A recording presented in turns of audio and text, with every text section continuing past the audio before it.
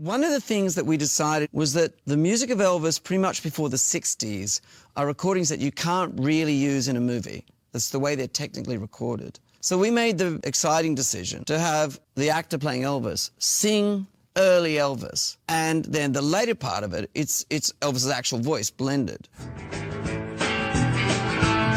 I believe in a town, baby. I believe in a town for sure. Well, then you won't be bothered with me hanging around your door, but that's all right. All actors have many more notes to their instrument than they'll ever get to play in an acting lifetime. And one of the most exciting and enjoyable things to be part of is to watch a really well-known actor play a new note on their instrument. And Tom's never really got to play the "I am a not very good person, maybe I'm not sure" note on his instrument, and he plays it loud and clear in this show. He plays it loud and clear. Loud and clear.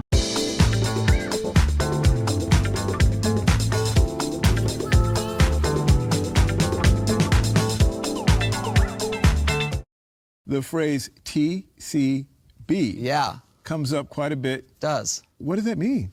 It means taking care of business. It was a mantra that Elvis had. Two of the things that I think that are extraordinary about the American culture. On the one hand, invention, the creation of the new. Two completely different things can come together and make something new. And honestly, that's rock and roll. And on the other hand, you have the sell. In show business, when those two things are in a good balance, it's a healthy world. But I think what motivated me towards this film was, in recent times, maybe one of those things has got a little bit out of balance. And the Colonel was absolutely, ultimately, only about the business. How was it for you to interpret those early rock and roll records by Elvis? Well, there's an incredible amount of pressure, first off, that you feel, and responsibility, and a desire to do him justice, a desire to do everybody who loves him justice. And I was so shy. I would never sing in front of anybody. And then, sure enough, Baz just threw me in the deep end right from the beginning.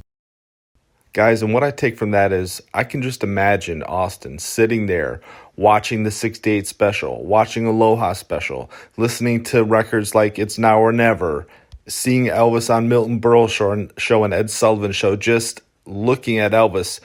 He says that he really gained a lot of respect for him, and that's what I want this movie to accomplish. I want people who really haven't been into Elvis to get a lot of respect for him. And these points that I've pointed out from this interview shows that it's really looking like it could be something that we'll be happy with.